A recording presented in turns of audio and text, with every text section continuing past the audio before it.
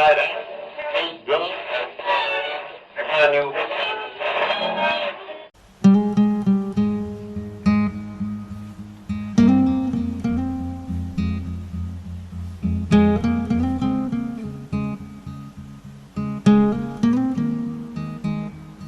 site of Birmingham Snow Hill station was formerly occupied by Oppenheim's Glass Works. This was demolished, but many parts of the building and machinery are believed to be buried underneath the station and car park. And during recent development work alongside the station, the area was designated as a site of architectural importance by Birmingham City Council. The station was opened in 1852 on the Great Western Railway main line from London Paddington to Wolverhampton Low Level and Birkenhead Woodside. Originally called Birmingham Station, it was changed to Great Charles Street Station, then Livery Street Station, and finally renamed Birmingham Snow Hill in 1858, with the Great Western Hotel added in 1863. It was never intended to be a main station, but the railway was prevented from reaching its original intended terminus at Curzon Street. London North Western Railway's engineer Robert Stephenson and solicitor Samuel Carter argued in Parliament that there would be safety risks in rival companies sharing the congested connection in their station. The original station was simply temporary wooden structure, consisting of a large wooden shed covered in the platforms. In 1871 it was rebuilt and replaced by a more permanent structure. The 1871 station had two through platforms and bay platforms at the Wolverhampton end, covered by an arched roof. Access to the station was from Livery Street from the side. Trains from the south arriving through Snow Hill Tunnel and was built by the cut and cover method, and in a cutting from Temple Road to Snow Hill. The cutting was roofed over in 1872 and the Great Western Arcade built on top. To cope with the expanding traffic, Birmingham Snow Hill Station was rebuilt again on a much larger scale between 1906 and 1912. The new station building had intended to be completed with New Street, which at the time was a much grander building than it was today. The rebuilt station contained lavish facilities, such as a large booking office with an arched glass roof and lavish waiting rooms with oak bars. The main platform area was covered by a large glass and steel overall roof. It consisted of two large island platforms containing 4 through platforms and 4 bays and terminating trains at the northern end. The through platforms were long enough to accommodate 2 trains at the same time, and scissoring crossovers allowed trains to pull in front or out from behind of other trains which stood in the platform, effectively creating a 10-platform station. The line from north from Snow Hill to Hockley was quadrupled at the time. However, at the cost of widening the twin-track Snow Hill Tunnel at the southern end was considered prohibitive. It was not large enough to cope with the capacity through the tunnel to accommodate all the services, and so, as a solution, Birmingham Moor Street was built as an overflow station at the opposite end of the tunnel to take terminated local trains towards Leamington Spa and Stratford-upon-Avon. The Great Western Hotel was closed at the same time, as guests complained of being kept awake by goods trains running underneath, and were converted into railway offices, and passenger entrance was provided on Colmore Row, which became the station's main entrance.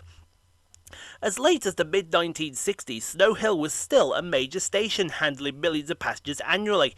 However, in 1964, Snow Hill handled 7.5 million passengers, compared to 10.2 million at New Street.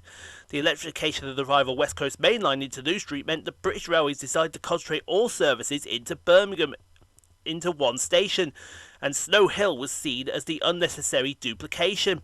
In 1966, the decision was taken to end mainline services through Birmingham Snow Hill once electrification of the West Coast Main Line was completed, and divert most of the remaining services through New Street. Long-distance services through Snow Hill ceased in March of 1967. Snow Hill Tunnel closed to all traffic the following year, with the last train running on the 2nd of March 1968. Local trains towards Leamington Spa and Stratford-upon-Avon were terminated then at Birmingham Moor Street. Services to London, the West Country, Stourbridge and Shrewsbury were diverted into New Street, and the branch to Dudley was also closed. All that was left was a shuttle service of 4 trains a day using Class 122 rail cars to Langley Green, along with 6 daily stopping services to Wolverhampton Low Level. With this, as most passenger facilities in the station were withdrawn and virtually the entire site became disused to save for one bay platform, Snow Hill then acquired the unfortunate title of the largest unstaffed railway halt in the country. In March of 1972, these last services were withdrawn, and the station was entirely closed, along with the lines through Smethwick and Wolverhampton, with the exception of a single track from Smethwick West for Cooper's scrap metal works in Handsworth. Following closure, the derelict station was used for several years as a car park. It enjoyed a brief moment of fame in 1967 when it was the setting for a fight scene for the locally set TV series Gangsters. However, despite the public outcry, the Snow Hill building was never preserved. The Colmore Road facade was demolished in 1969, and the rest of the station was largely demolished in 1977, when the dangerous state of the building was revealed. The ironwork of the station roof was badly corroded in several places, and the unstable ground and foundations on which the station was built had caused it to slide downhill. A few items, including the original gates and booking hall sign, were saved and later used in Moor Street's restoration. The West Midlands Passenger Transport Authority had adopted the policy to restore cross-city rail services through Snow Hill since 1970s, a project which was completed in two phases. The first phase was completed on 5th of October 1987, when the newly rebuilt Snow Hill station opened for services to the south along with Snow Hill Tunnel. The rebuilt station was on a much smaller scale than its Edwardian predecessor, built with two island platforms giving four platform faces. The station architecture is a functional one rather than an ornate one. A multi-storey car park stands over the main platform area, meaning artificial light is required on the platforms. Like its predecessor, the main entrance is on Colmore Row.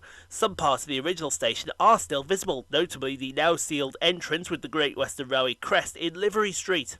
Initially only stopping local services to Leamington Spa and Stratford-upon-Avon used the new station. Services to Moor Street, where the services had previously terminated, were switched from the former terminal platforms, which was then closed, onto two new built through platforms at the southern end of Snow Hill Tunnel, making it a through station to the adjacent tunnel mouth. In May of 1993, Network South East reintroduced limited stop services to London, initially a 2-hour frequency routed to London Marylebone instead of the pre-closure destination of Paddington. The service proved popular and was increased to an hourly frequency the following year, with Chiltern Railways taking over the service after privatisation. The second phase of the Snow Hill reopening project was completed on the 24th of September 1995, when the Birmingham to Worcester via Kidderminster line was reopened to Snow Hill. This allowed the resumption of services to Worcester Shrub Hill via Stourbridge Junction and Kidderminster, with the Jewellery Line project involved the reopening of the line between Smethwick West and Snow Hill, along with 3 brand new stations: Smethwick Galton Bridge, the Hawthorns and the Jewellery Quarter. In 1999, the line to Wolverhampton was reopened as a light rail tram line, known as the Midland Metro. Work began on the new entrance on Livery Street to give commuters access to the lower Snow Hill and Jewellery Quarter parts of the city in 2005, but it did not open for business until March 2011. The work had a projected cost of £9.94 million, but due to Centro's failure to apply for planning permission and severe technical difficulties, the cost rose to at least £17 million. Although construction and interior finishes work were largely completed by December 2010, legal disputes between London Midland, Network Rail and Centro caused delay at the opening of the station entrance by a year. The former tram terminus platform is intended to be returned to use for mainline trains as a fourth platform. However, as of 2020, little work had been conducted other than disconnecting and partially lifting of the former tram line.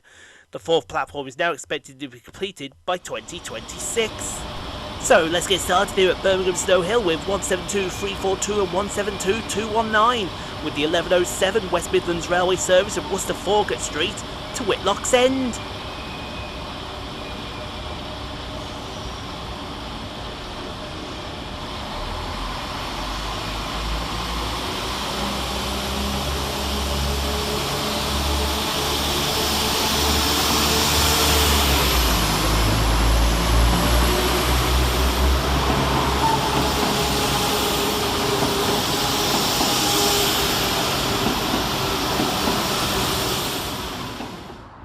Next in to arrive is 172-340, working the 1128 West Midlands Railway service from Kidderminster to Stratford-upon-Avon via Whitlock's End.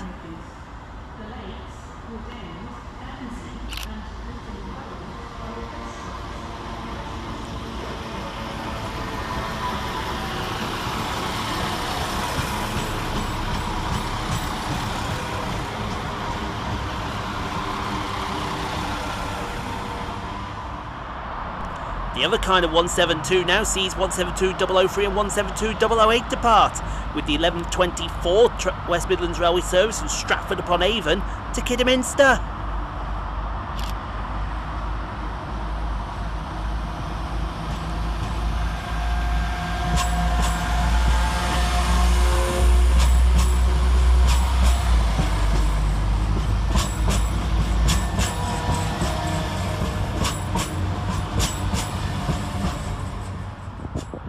Arriving next into the station is 172331, with the 11:37 West Midlands Railway service of Worcester-Foregate Street to Dulwich.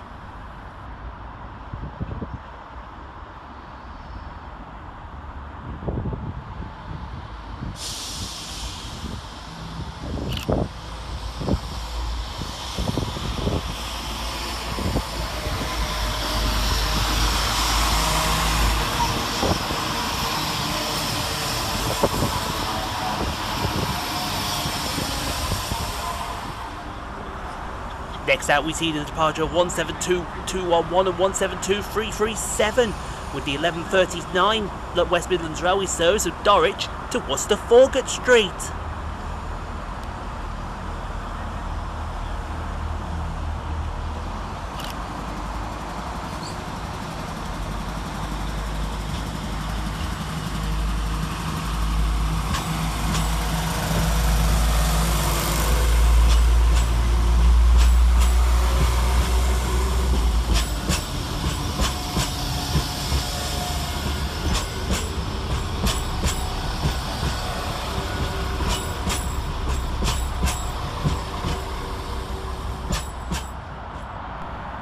Next up for departure is 172334, with the 11:54 West Midlands Railway service from Stratford-upon-Avon to Kidderminster.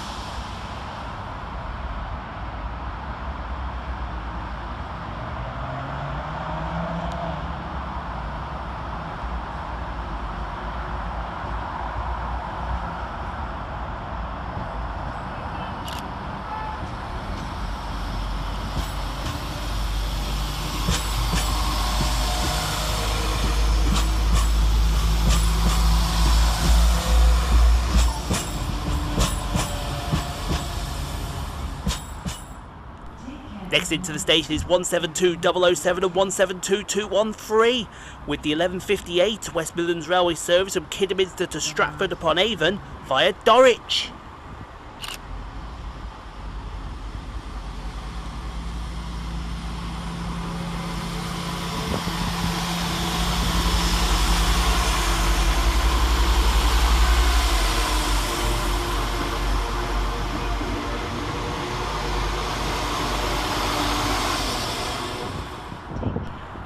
Here comes my train a few minutes early, 172001 and 172334, with the 12:07 West Midlands Railway service at Worcester-Foregate Street to Whitlock's End.